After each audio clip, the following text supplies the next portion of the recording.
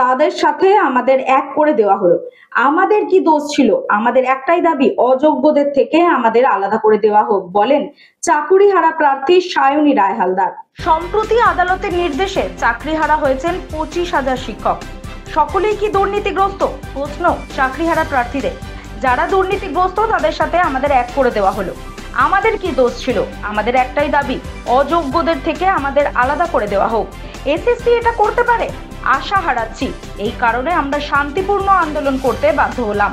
শুধুমাত্র 20 থেকে 30,000-এর সংখ্যা বলা হচ্ছে, এর পেছনে তাদের এক একটা পরিবার রয়েছে। আমরা বাধ্য হলাম এই কর্মসূচি গ্রহণ করতে, এমনটাই জানিয়েছেন চাকরিহারা প্রার্থী সায়নী রায় হালদার। 2016 চাকরিহারা প্যানেলের জীবন বিজ্ঞানের একজন শিক্ষক হিসাবে আমিও চাকরিটা হারিয়েছি।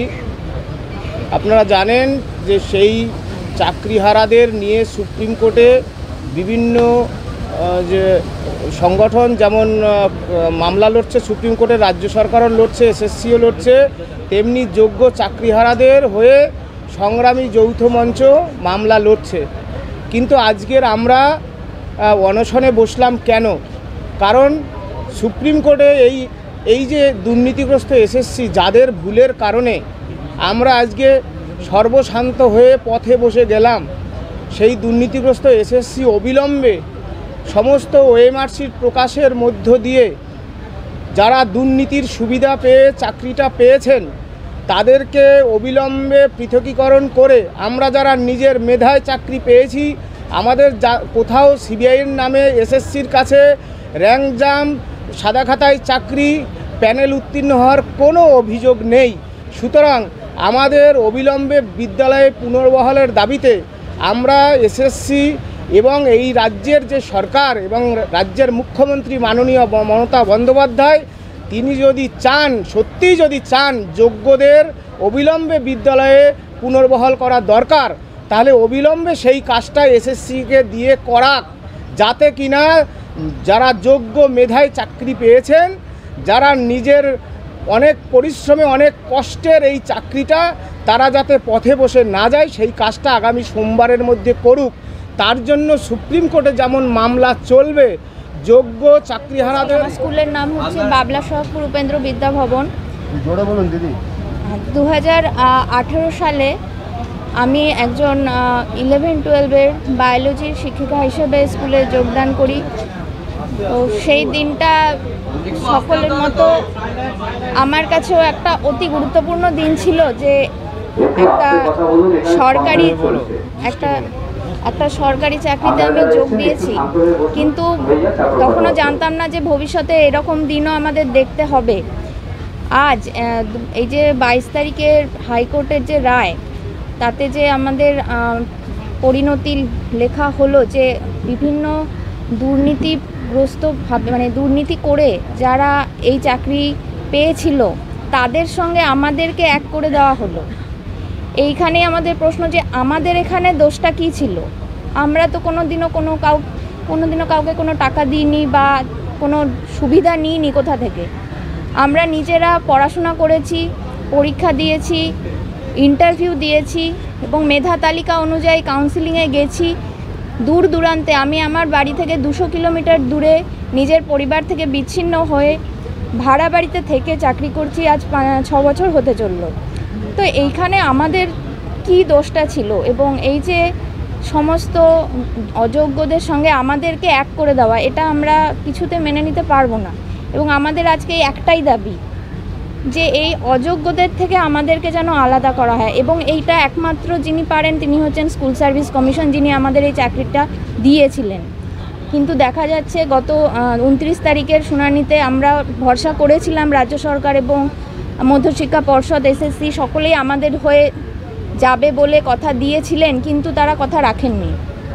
এবং এটার জন্য আমাদের একটা বিকল্প পথ বেছে নিতে হলো। আর দাদা যেমন বললেন যে আমরা রাস্তায় আন্দোলন করতে গেছিলাম, সেখানে আমরা সব সময় বাধার সম্মুখীন হয়েছি এবং সেই জন্য শান্তিপূর্ণ আন্দোলন হিসেবে এই অনশন কর্মসূচি আমাদের গ্রহণ করতে হলো।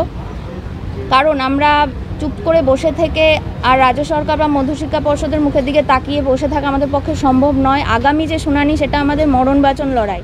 বাচ্চাকে সঠিকভাবে বড় করতে, যদি বাচ্চাকে ভালো করে বুঝতে পারি, জানতে পারি, চিনতে পারি, তাহলে কিন্তু আমাদেরকে মানুষ করতে অনেক সহজ হবে। আমরা একটা উপায় আমাদের কাছে আছে, DMIT, demographics multiple intelligence test. আমরা আজকে একটা অদ্ভুত জিনিস নিয়ে কথা বলবো, যে জিনিসটা আমরা সবাই চাই বাচ্চাকে সঠিকভাবে বড় করতে, এবং বাবা মা হিসেবে বাচ্চা যাতে বাবা মার চেয়েও আরও ভালো শাইন করে, আরও ভালো যেন কাজ করে, সেটা সব বাবা মাই চায়। এর জন্য আমরা যদি বাচ্চাকে ভালো করে বুঝতে পারি, জানতে পারি, চিনতে পারি, তাহলে কিন্তু আমাদেরকে মানুষ করতে অনেক সহজ হবে। আমরা একটা উপায় আমাদের কাছে আছে, যেই একটা টেস্টের মাধ্যমে, সেই টেস্টটার নাম হচ্ছে DMIT, demographics multiple intelligence test. এই টেস্টের মাধ্যমে আমরা বাচ্চার ইনবর্ন ট্যালেন্ট, ইনবর্ন স্ট্রেংথস, বাচ্চার এরিয়াস অফ ডেভেলপমেন্ট, বাচ্চার কোন দিকে ন্যাক আছে, বাচ্চা কীরমভাবে পড়াশোনা করতে চায়, কীরমভাবে লোকের সঙ্গে মিশতে চায়, এই সব জিনিসগুলো আমরা বাচ্চার সম্বন্ধে জানতে পারবো সঠিকভাবে।